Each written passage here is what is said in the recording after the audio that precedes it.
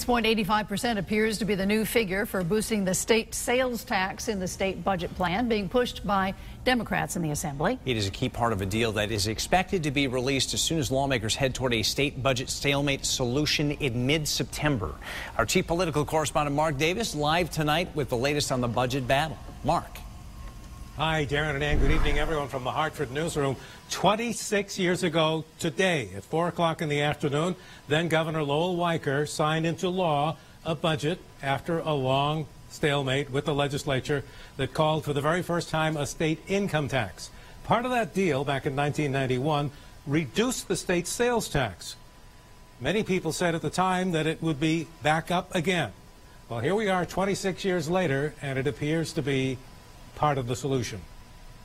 Following the first face-to-face budget meeting this month that included the leaders of both political parties, there was consensus on one thing.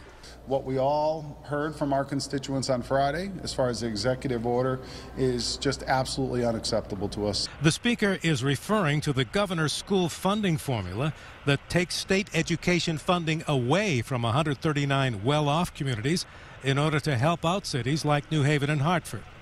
And Democrats appear to be solidifying around boosting the sales tax to 6.85% and including the up to 1% local option restaurant tax in order to help the cities.